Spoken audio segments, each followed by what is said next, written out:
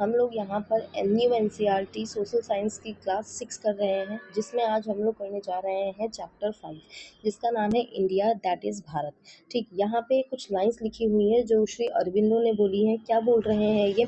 In India at a very early time the spiritual and cultural unity was made complete and became the very stuff of the life of all this great surge of humanity between the Himalayas and the two seas. Actually यहाँ पे इन्होंने India को थोड़ा सा describe किया है बस। ठीक, आगे हम देखें इस चैप्टर में क्या है। तो हमने जैसे पीछे देखा कि चैप्टर शुरू होता है तो कुछ क्वेश्चंस दिए होते हैं और उन क्वेश्चंस को ही हम डील करते हैं इस पूरे चैप्टर में। ठीक है, तो यहाँ पे क्वेश्चंस क्या दिया है कि पहली चीज़ें बोल रहे हैं कि हम इंडिया को कैसे डिफाइन करेंगे, और दूसरी चीज़ यहाँ पे इन्होंने बोला है कि एशियन नेम्स ऑफ इंडिया क्या है। ठीक, जो कि इंडियंस ने दिए और फॉरेनर्स ने दिए। आगे हम देखेंगे कि इंडियंस ने अलग नेम दिए और फॉरेनर्स ने कुछ अलग नेम दिए। यहाँ हमारा बहुत ही प्यारा सा इंडिया का मैप दिया हुआ है, जिसमें यहाँ हमें हिमालयाज दिख रहे हैं, यहाँ हिंद कुश दिख रहे हैं, बहुत सारी रिवर्स दिख रही हैं। ये है हमारा बे ऑफ बंगाल और ये है अरेबियन सी। ठीक, this ocean is called Indian ocean. ठीक है, and this map is Sri Lankan map. ठीक, श्रीलंका का मैप है ये। ठीक, तो हम आते हैं आगे। क्या कह रहे हैं कि जो इंडिया है, इंडिया जो हम आज बोलते हैं, ये क्या है? एक मॉडर्न नेशन है। ठीक, जिसकी अपने बॉर्डर्स हैं, स्टेट्स हैं एंड उसका अपना पॉपुलेशन है। ठीक, लेकिन 500 साल पहले, 2000 साल पहले एंड इवन 5000 साल पहले ना, ये थोड़ा डिफरेंट था, है ना। ये जो रीजन था ना, इसको हम कहते हैं, ये रीजन जो है ये क्या है? ये इंडियन सब कॉन्टिनेंट है और इसके बहुत सारे नाम थे और शिफ्टिंग बाउंड्री, मतलब अलग अलग बाउंड्री थी। पहले जैसा आज हमें इंडिया का मैप दिखता है, वैसा इंडिया हमेशा से नहीं रहा है, ये चेंज होता रहा है और इसके नाम भी चेंज होते रहे हैं। ठीक है, तो इसी चीज़ को हम सीखेंगे, इसी चीज़ को हम यहाँ पढ़ेंगे कि इंडिया का पास्ट और उसका एवोल्यूशन डिफरेंट सोर्सेज से। ठीक है, तो हिस्ट्री में हम देखें कि जो इंडिया का नेम है ना, वो कुछ तो इनके इन्हाबिटेंट्स ने दिया। इन्हाबिटेंट्स मतलब लोग जो पर्टिकुलर प्लेस पे रह रहे हैं, वो वहाँ के ओरिजिनल निवासी कह सकते हैं, वो है इन्हाबिटेंट्स। ठीक, और जो आउटसाइड से आए, यहाँ पर जो बाहर से यहाँ पे आए, इंडिया को विजिट किया, उन्होंने अलग नाम दिए। ठीक, तो पहले हम देखेंगे कि जो इंडियंस ने इंडिया को क्या नाम दिया। ठीक है, तो सबसे पहले आता है ऋग्वेद। ऋग्वेद जो कि इंडिया का मोस्ट एंशिएंट टेक्स्ट है, उसने क्या बोला? उसने नॉर्थ वेस्ट इंडिया को एक नाम दिया। नॉर्थ वेस्ट इंडिया मतलब नॉर्थ वेस्ट का जो रीजन है इंडियन सब कॉन्टिनेंट का, नॉर्थ वेस्ट का रीजन, उसको इन्होंने नाम दिया सप्त सिंधुआ। सप्त सिंधुआ मतलब land of 7 reverse. Sindhua word कहाँ से आया? सिंधुआ वर्ड सिंधु रिवर से आया। सिंधु मतलब इंडस रिवर, ठीक है, या फिर रिवर इन जनरल, है ना। तो सप्त सिंधुआ इन्होंने किसको बोला? ये जो north western part of India बोल लो या north western part of Indian सब कॉन्टिनेंट बोल लो, उसको ऋग्वेद ने क्या बोला? कि ये सप्त सिंधुआ है। आगे बढ़े तो हम देखते हैं महाभारत। महाभारत जो इंडिया का most famous, one of the most famous text है, उसने क्या कहा? उसने बहुत सारे रीजन्स को नाम दिया। जैसे कि उन्होंने अलग अलग जो इंडिया के अलग अलग रीजन्स है ना, उसको नाम दिया। जैसे हम देखें कश्मीरा, जो आज का कश्मीर है, कुरुक्षेत्र नाम दिया हरियाणा को, आज का हरियाणा बोलते हैं। वंगा जो आज का बंगाल है ना, उसको उन्होंने वंगा बोला। फिर जो आज का आसाम है, उसको उन्होंने प्रागज्योतिष बोला, है ना। वैसे ही कच्छ वाला रीजन जो है आज, उन्होंने ये क्या बोला गया? ये बोला गया कच्चा। वैसे केरला, आज भी हम केरला ही बोलते हैं। ऐसे उन्होंने डिफरेंट रीजन्स को डिफरेंट नाम दिए। ठीक है, फिर आगे हम देखें तो क्या बोल रहे हैं ये कि ये जो पूरा इंडियन सब कॉन्टिनेंट है, इसके लिए क्या एक कोई नाम था क्या? क्योंकि यहाँ बोल रहे कि कब कब आया ये नाम। तो हम देखें कि जो हमारे एशियन टेस्ट है, उनका डेट बताना थोड़ा सा मुश्किल हो जाता है, तो इसका आंसर भी थोड़ा मुश्किल है कि कब आया पूरे इंडियन सब कॉन्टिनेंट का नाम। लेकिन महाभारत को देखें तो महाभारत ने 2 टर्म्स यूज़ किए, जो है कि यहाँ पे भारतवर्ष और जम्बूद्वीप। ठीक, ये इन्होंने यूज़ किया। जो लॉन्ग पोएम जो कुछ सेंचुरीज बीसीई लिखी गई, वहाँ से आता है ये, है ना। तो बीसीईज में मतलब बिफोर जीसस क्राइस्ट बर्थ हमारे ये नाम आ गए थे। जैसे हम सब पहला नाम देखें, पहला टर्म देखें, ये भारतवर्ष बोल रहे हैं। भारतवर्ष जो कहता है इंटायर सब कॉन्टिनेंट को, जिसके अंदर बहुत सारी रिवर्स एंड पीपल्स के भी नाम मतलब उनका मेंशन भी किया गया है। भारतवर्ष का मतलब है country of Bharat, the country of Bharat. Bharat क्या थे? भारत वो नाम, भारत एक नाम है that appears in the Rigveda. Rigveda में ये नाम मिलता है हमको भारत।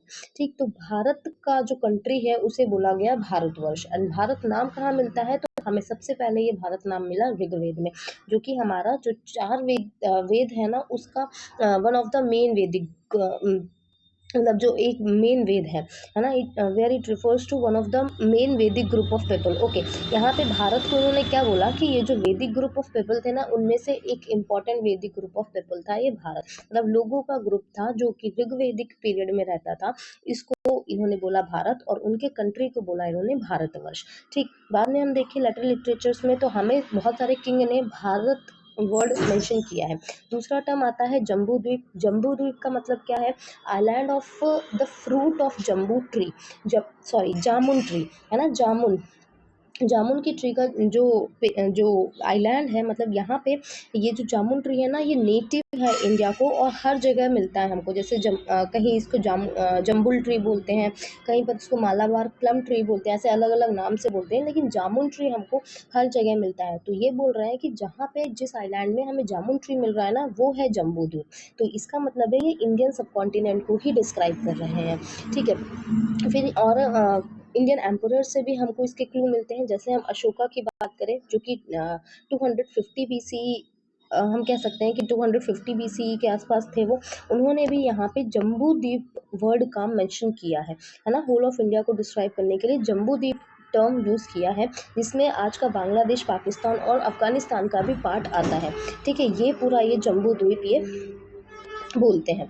ठीक, फिर आगे आए तो फ्यू सेंचुरीज लेटर भारत जो वर्ड था ना, ये जनरली यूज़ किया जाने लगा इंडियन सब कॉन्टिनेंट के लिए। विष्णु पुराण जो है एक टेक्स्ट, एंशियंट टेक्स्ट, वो क्या कहता है? वो ये कहता है, यहाँ संस्कृत में लिखा है, I can read but English में रीड करती हूँ जो आपको अच्छे से समझ में आए। ये बोल रहे हैं जो the country that lies north of the ocean and south of the snowy mountain is called Bharat. ये भारत वर्ड यहाँ पे भी मेंशन है कि वो कंट्री जो नॉर्थ ऑफ ओशन मिलता है और साउथ ऑफ स्नोई माउंटेन्स मिलता है, उसे क्या कह रहे हैं? भारत। ये कहाँ मेंशन है? ये मेंशन है हमारा विष्णु पुराण में। ठीक, तो भारत वर्ड आज भी हम यूज़ करते हैं। नॉर्थ इंडिया में इसको भारत बोलते हैं, साउथ इंडिया में इसको हम भारतम बोल देते हैं। ठीक, लेकिन भारता वर्ड जो है, ये भारत वर्ड जो है, ये आज भी यूज़ होता है। कहाँ से आया ये? हमने देखा महाभारत में हमको सबसे पहले इसका मेंशन मिला था।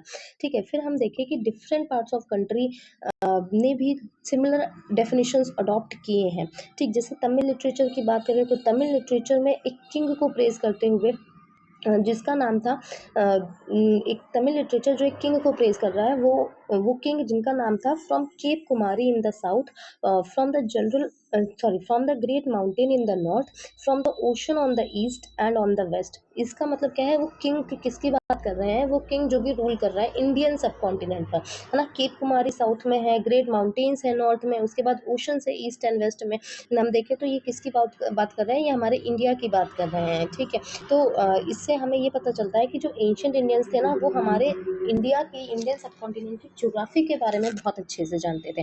ठीक, फिर हम देखें हमारा इंडियन कॉन्स्टिट्यूशन जो एक डॉक्यूमेंट है, जो कि बेसिक प्रिंसिपल्स एंड लॉज को बताता है ना, जिसके बारे में हम लोग बाद में पढ़ेंगे। इसमें ये जो था, ये इंडियन कॉन्स्टिट्यूशन पहले इंग्लिश में लिखा गया, बाद में इसको हिंदी में लिखा गया। इंग्लिश वर्जन में क्या लिखा है? India that is Bharat. Bharat word वहाँ भी यूज़ किया गया, और हिंदी वर्जन में लिखा हुआ है कि भारत अर्थात इंडिया। ठीक, तो यहाँ पे भी भारत वर्ड लिखा हुआ है। अब देखते हैं, वो तो हमने देखा कि जो इंडियंस ने भारत को, हमारे इंडिया को नाम दिए। ठीक, वैसे ही फॉरेनर्स आए, बाहर के लोग आए इंडिया में, और उन्होंने इंडिया को क्या नाम दिया? तो सबसे पहले हम पर्शियंस की बात करें। पर्शियंस जो ईरान के एंशिएंट इनहैबिटेंट्स थे। इनहैबिटेंट्स अभी हमने देखा था कौन थे? इनहैबिटेंट्स जो वहाँ के ओरिजिनल निवासी हैं। ठीक, तो पर्शिया में जो लोग रहते थे, उन्होंने वो 6th सेंचुरी में एक पर्शियन एम्परर ने मिलिट्री कैंपेन लॉन्च किया और इंडस रिवर के आसपास के रीजन को कंट्रोल किया। इंडस, जिसको कि हमने पहले देखा, जिसका नाम था सिंधु, है ना, उस रीजन को उन्होंने कॉन्क्वर किया। ठीक है, उसके बाद हाँ, इसके हमें रिकॉर्ड्स एंड इंस्क्रिप्शंस भी मिलते हैं, जहाँ पे पर्शियंस ने इंडिया को क्या बोला? इंडिया को बोला हिंद, हिदू या फिर हिंदू। ठीक, ये क्या था? ये था उनके लैंग्वेज में सिंधु का अडाप्टेशन, है ना। मतलब वो सिंधु नहीं बोल पा रहे थे, तो उन्होंने क्या बोला? उन्होंने सिंधु को बोला हिंद, हिदू या फिर हिंदू। ठीक, मतलब एशियंट जो हिंदू वर्ड यूज कर रहे थे ना, ये ज्योग्राफिकल टर्म था, कोई भी रिलीजन से रिलेटेड नहीं था। ठीक, वैसे ही इस पर्शियन सोर्सेज को फॉलो करते हुए एशियन ग्रीक्स जो थे उन्होंने क्या बोला, उन्होंने अब इस रीजन को इंडोई बोल दिया, इंडाइक बोल दिया। एच क्यों गायब कर दिया उन्होंने, क्योंकि एच लेटर जो है ना वो ग्रीक लैंग्वेज में नहीं है, इसलिए उन्होंने जो हिंदू पर्शियंस ने बोला था उसमें से एच हटा के इंडोई कर दिया या इंडाइक कर दिया। ठीक, फिर हम आते हैं चाइनीज़। चाइनीज़ भी इंटरेक्ट होते हैं इंडिया से। ठीक, ये क्या बोलते हैं इंडिया को, ये बोलते हैं इंडिया को यिंतु, यिंतु या फिर यिंदू। ठीक, तो हमने देखा सबसे पहले हमारी सिंधु रिवर थी, इंडस रिवर थी। जब पर्शियंस आए तो सिंधु रिवर को उन्होंने क्या प्रोनाउंशिएट किया, उन्होंने बोला इसको हिंदू। फिर हिंदू के बाद जब ग्रीक ने इसको देखा तो ग्रीक ने इसको इंदू या इंदोई बोल दिया, और फिर चाइनीज़ ने इसको जब बोला तो उन्होंने इसे क्या बोल दिया, यिंदू या फिर यिंतु।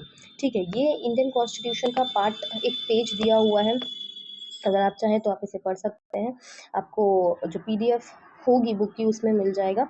आगे हम चलते हैं, यहाँ पे हेन सॉन्ग कौन थे। हेन सॉन्ग जो चाइना में चाइना ओके, तो हम लोग पढ़े रहते हैं हेन सॉन्ग। हेन सॉन्ग कौन थे, हेन सॉन्ग जो कि चाइना से इंडिया ट्रेवल किए थे 7th सेंचुरी सीई में। इन्होंने बहुत सारे पार्ट्स ऑफ इंडिया को विजिट किया, स्कॉलर्स से मिले, बुद्धिस्ट टेक्स्ट को कलेक्ट किया और चाइना गए 17 साल बाद। इन्होंने वहाँ जाके मनुस्क्रिप्ट्स को ट्रांसलेट किया, चाइना में जाके संस्कृत में वो लिखे थे, उनको चाइनीज़ में इन्होंने ट्रांसलेट किया। अदर चाइनीज़ स्कॉलर्स भी इंडिया विजिट करते हैं। ठीक है, ये सिर्फ एक ध्यान रखो बस कि चाइनीज़ इंटरेक्टेड थे, चाइनीज़ आए थे इंडिया। ठीक, चाइनीज़ वर्ड एक और है जिसका नाम जो सिंधु से ही आया है, जो है तियानजू। तियानजू, इसका मतलब, ये सिंधु का ही दूसरा वर्ड है लेकिन इसका मतलब एक और है, हेवनली मास्टर। ठीक, तियानजू का मतलब है हेवनली मास्टर, मतलब ये दिखाता है कि चाइनीज़ जो थे वो कितना रिस्पेक्ट करते थे इंडिया को, क्योंकि इंडिया जो था वो लैंड ऑफ बुद्धा था। ठीक है, और ये बुद्धिज़्म को फॉलो करते थे, तो ये लैंड ऑफ बुद्धा को बहुत ज़्यादा रिस्पेक्ट करते थे। आपको हिंदुस्तान वर्ड पता होगा, हिंदुस्तान से हम सब लोग फैमिलियर हैं। हिंदुस्तान वर्ड जो था वो सबसे पहले किसने यूज़ किया, वो सबसे पहले पर्शियन इंस्क्रिप्शंस में यूज़ किया गया 1800 साल पहले। बाद में ये टर्म जो फॉरेन इन्वेडर्स आने लग गए ना, उन्होंने इंडियन सब कॉन्टिनेंट को डिस्क्राइब करने के लिए हिंदुस्तान टर्म यूज़ कर दिया। ठीक है, हमने यहाँ चैप्टर ख़त्म कर लिया। ये हम देखते हैं कि क्या हमने पढ़ा इस चैप्टर में। तो इंडिया जो एशियन लैंड है which has had many names in the course of its history, हमने देखा कि इंडिया के बहुत सारे नाम थे उसकी पूरी हिस्ट्री में। ठीक, जो इंडियंस ने, मतलब जो इनके इन्हेबिटेंट्स ने इंडिया को नाम दिया वो थे जम्बू द्वीप, भारत, जो कि बाद में बहुत ज़्यादा वाइड स्प्रेड भी हुए। इंडिया को हम in is the name of, मतलब बहुत सारे इंडियन लैंग्वेज में ये इंडिया का नाम मिलता है हमको। ठीक, फॉरेन जो इन्वेडर्स आए, फॉरेन विजिटर्स जो हैं इंडिया में, उन्होंने क्या नाम दिया, तो उन्होंने सिंधु और इंडस रिवर से डिराइव करके नाम दिया, जैसे हिंदू, इंदोई एंड इवेंचुअली फिर इंडिया हो गया। ठीक, तो this is all about this chapter. Thank you, God bless you.